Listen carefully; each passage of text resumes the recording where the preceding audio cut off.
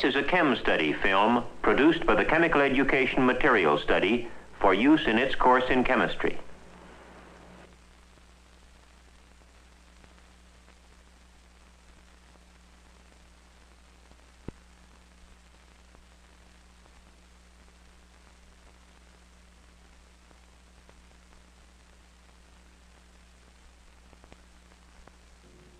One of the most beautiful sights of nature is the rainbow.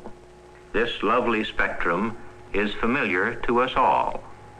But it was only some 3 centuries ago that man first succeeded in producing his own spectrum, and not until the present century that we began to use it in chemistry as a tool in the study of molecules. Isaac Newton first used a prism to break up sunlight, and thus demonstrated that such white light could be separated into different colors which might be regarded as its components. If we are to use this tool in chemistry, we must understand the nature of light. Now, light has some properties characteristic of particles and other properties characteristic of waves. For some phenomena, the model of particles, sometimes known as quanta or photons, is better. Other times, the model of a wave is more useful. The energy associated with a photon is equal to a constant, Planck's constant, h, times the frequency of the wave. We think of light as an electrical wave disturbance traveling through space. We know that the blue end of the spectrum corresponds to higher frequency and more energy per photon than light at the red end of the spectrum. We can think of this either in terms of the wave length, which for the blue waves is 2/3 as long as for the red waves, or much more usefully in terms of the frequency with which wave crests go past a fixed point in space, which we can measure in cycles per second. Let's schematically count the cycles. Note the difference between the 2 counting rates.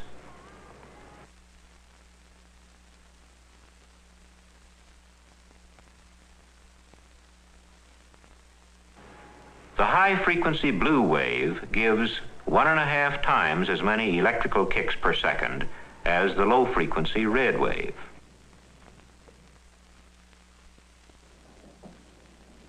At the start of the last century, Herschel set up a spectrum just as Newton had done, except that instead of merely using his eye to examine the colors, he used a detector.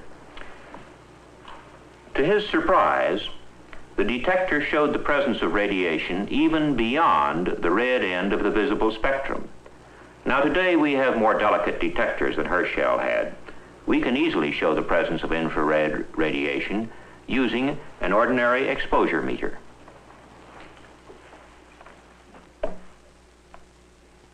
I've covered the light-sensitive element, leaving only a small slit. Here, the meter reads about 1 because of scattered room light.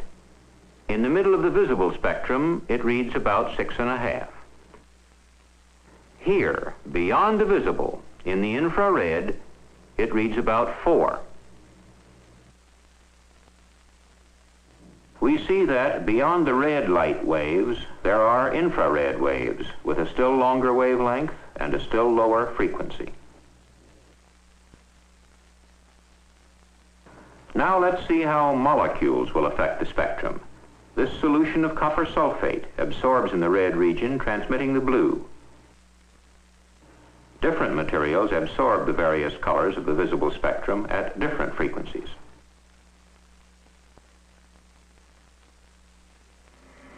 Here, we have a spectrometer which scans the infrared spectrum and draws a graph of the transmission of the sample in the infrared.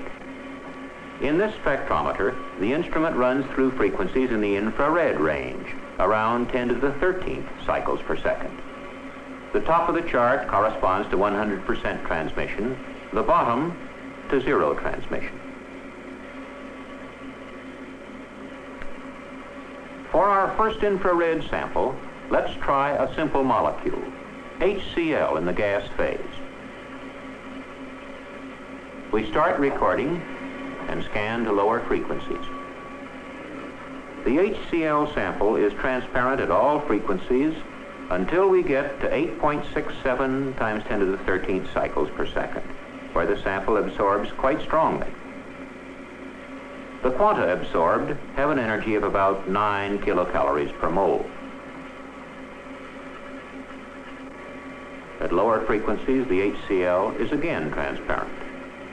Now we must ask ourselves why a nice simple diatomic molecule like HCl would have such a spectrum as this.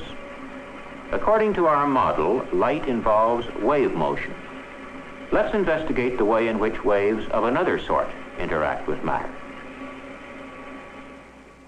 A common example is the sight of a cork at the end of a fish line bobbing up and down on waves in the water. Here, under more controlled conditions, we have waves pushing a little sphere up and down. If we suspend the sphere from a spring, then it will have a natural frequency of vibration of its own.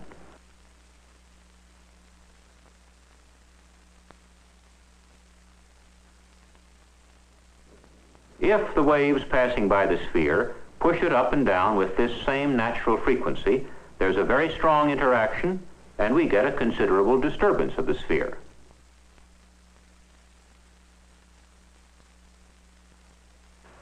If the frequency does not match, then, although the waves push the sphere around, we don't get the same sort of strong interaction. There is little absorption of energy by the sphere and spring from the waves going over it in the water. If we can show that molecules also have natural frequencies of vibration and can understand how light waves interact with them, then we can see why a molecule will absorb infrared radiation only at certain frequencies.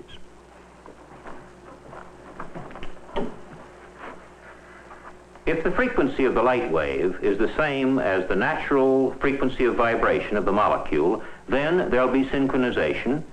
The molecule will absorb energy from the light wave, and the molecule will vibrate more and more vigorously.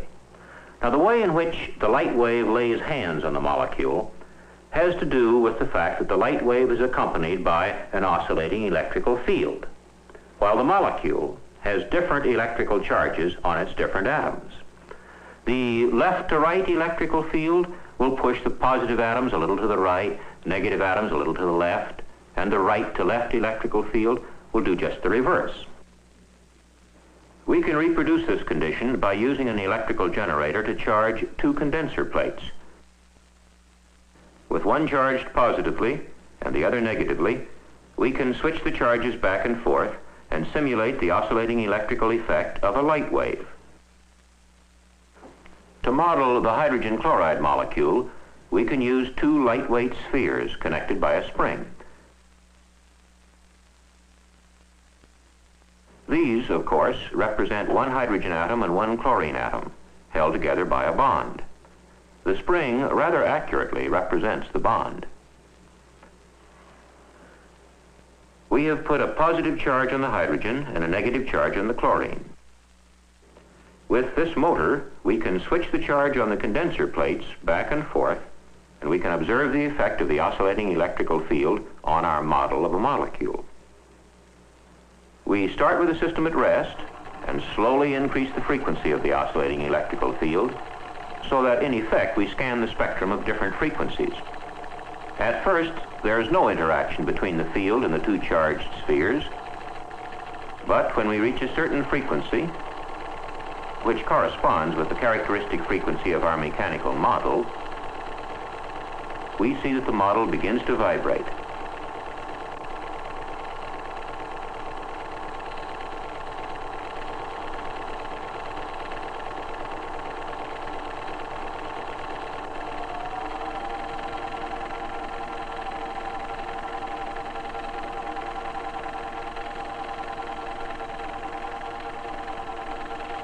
Its vibrational energy is derived from the oscillating electrical field.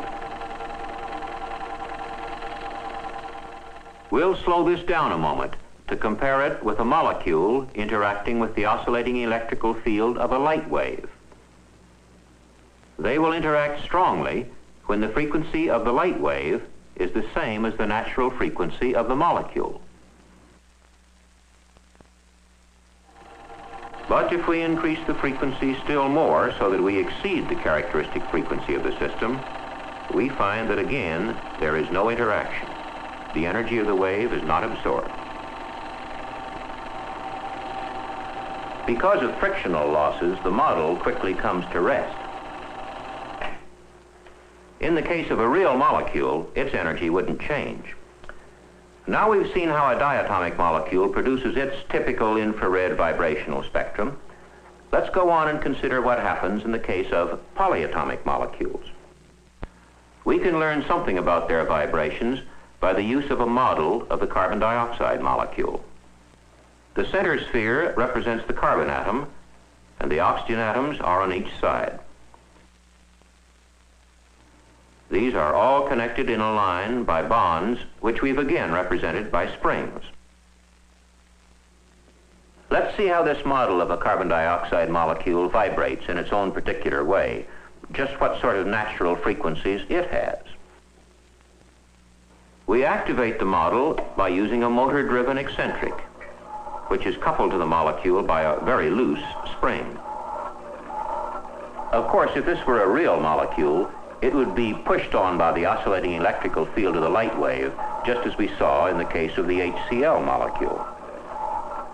As we attempt to excite vibration very slowly at first, you can see how the molecule flops around rather loosely, but doesn't really fall into any organized, repeating pattern of vibration.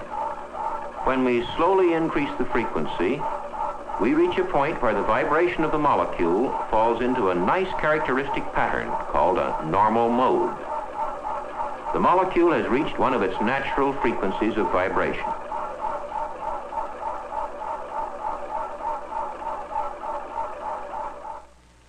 At this particular frequency, it can vibrate in the normal mode you see here, with the molecule moving its atoms perpendicular to the bonds or springs, with the carbon atom moving up at the same time the oxygen atoms move down. Now, as we turn up the frequency, we once more leave the regular pattern of a normal mode, and the molecule falls into wild, chaotic motion with no regular pattern to it. As we increase speed, we reach another normal frequency, where the atoms begin again to execute a smooth, characteristic vibrational pattern.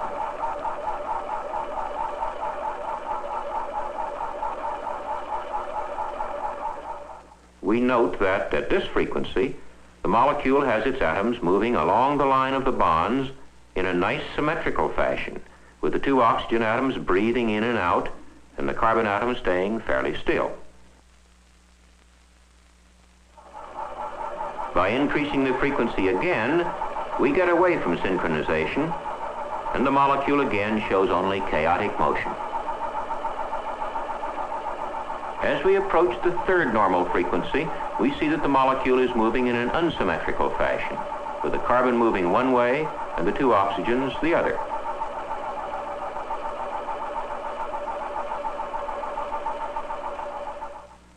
We would find the same three characteristic types of motion in the actual carbon dioxide molecule. It would move like this at a frequency of 7.05 times 10 to the 13th cycles per second, the highest natural frequency of vibration. Like this at 4.16 times 10 to the 13th cycles per second.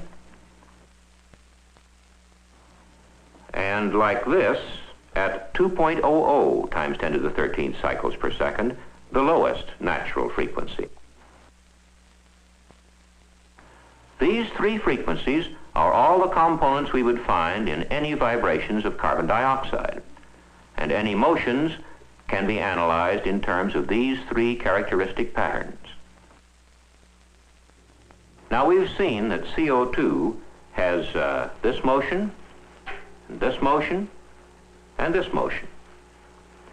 Any polyatomic molecule has a finite number of such characteristic patterns, each with its own definite characteristic frequency.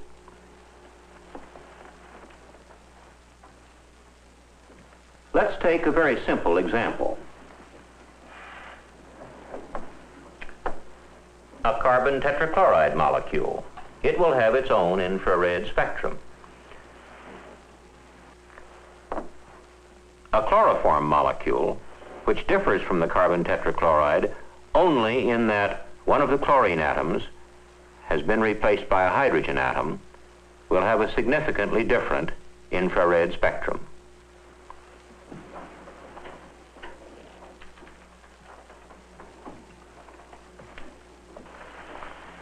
This is a carbon tetrachloride spectrum.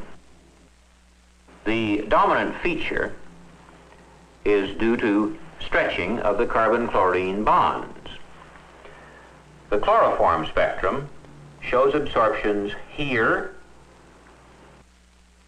and here, both of which are associated with motions of the hydrogen atom. A particularly interesting and useful fact is that the molecule retains its characteristic spectrum no matter whether the pure compound or its solutions are studied. If we contaminate a carbon tetrachloride sample with a small amount of chloroform, it's a simple matter to put some of the sample in a small cell and measure its infrared spectrum.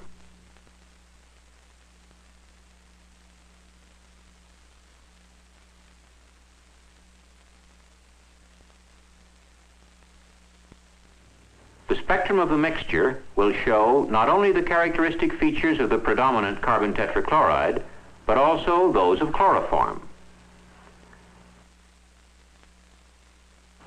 The intensity of the latter is dependent on the extent of the contamination.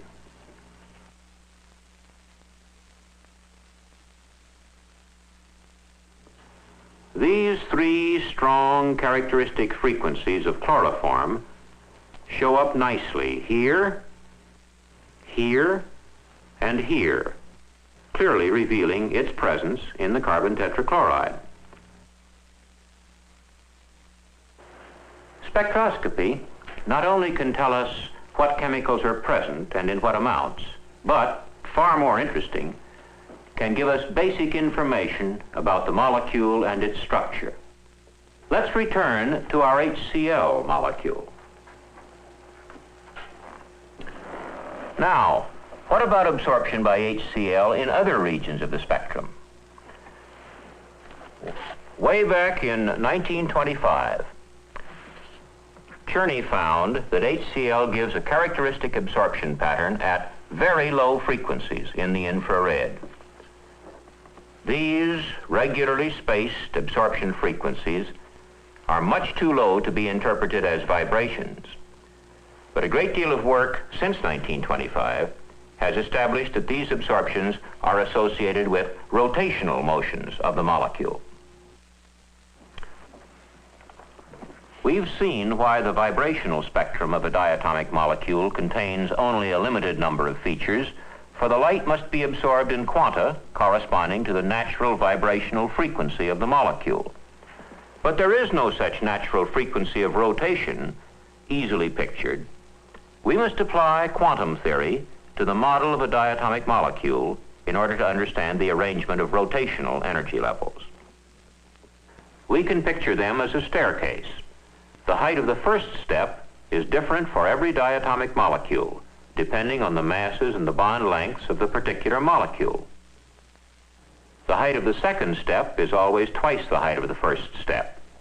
The height of the third step is 3 times that of the first, and so on, increasing regularly as we go up. The molecules in higher energy levels rotate faster than those in lower levels. We can explain the regularly spaced rotational spectrum if we use the simple rule that the molecule can jump only 1 step at a time.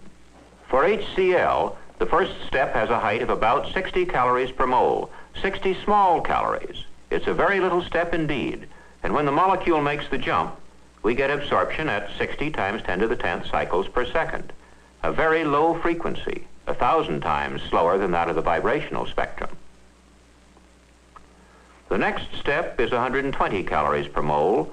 This time we get absorption at 120 times 10 to the 10th cycles per second, and so on up the staircase. The importance of the rotational spectrum to the chemist lies in the fact that it's possible to calculate the length of the hydrogen-chlorine bond from the frequencies of the absorption lines.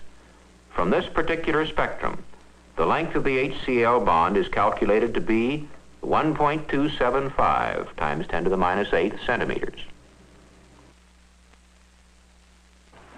Although we've talked mainly about very simple molecules, the spectra of more complex molecules can be interpreted in a similar way and yields valuable information about the length and the springiness of chemical bonds. We cannot see the actual molecules with the naked eye or even with a microscope, but through spectroscopy, we can get detailed information about the position of the atoms in the molecule and the forces that hold them together. Molecular spectroscopy is the key to an understanding of molecular structure, and a knowledge of molecular structure is the key to modern chemistry.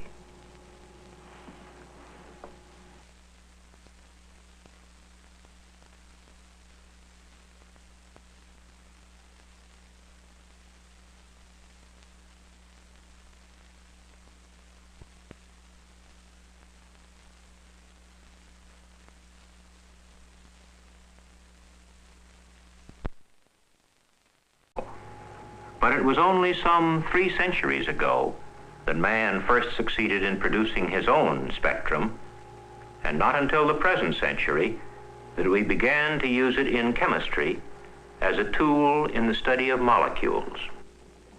Isaac Newton first used a prism to break up sunlight, and thus demonstrated that such white light could be separated into different colors which might be regarded as its components. If we are to use this tool in chemistry, we must understand the nature of light. Now, light has some properties characteristic of particles, and other properties characteristic of waves.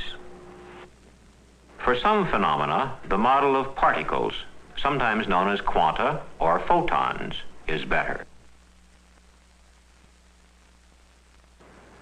Other times, the model of a wave is more useful. The energy associated with a photon is equal to a constant, Planck's constant, h, times the frequency of the wave. We think, let's schematically count the cycles. Note the difference between the two counting rates.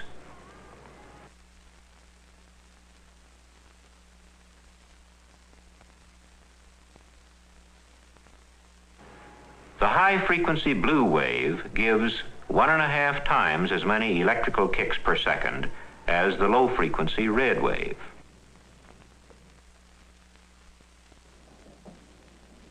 At the start of the last century, Herschel set up a spectrum. This is a chem study film produced by the Chemical Education Material Study for use in its course in chemistry.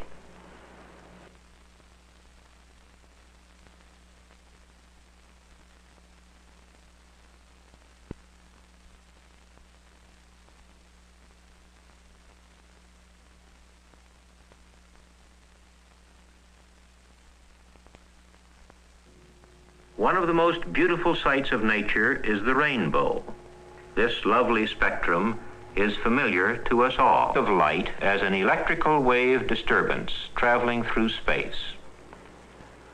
We know that the blue end of the spectrum corresponds to higher frequency and more energy per photon than light at the red end of the spectrum. We can think of this either in terms of the wave length, which for the blue waves is 2/3 as long as for the red waves, or much more usefully in terms of the frequency with which wave crests go past a fixed point in space, which we can measure in cycles per second.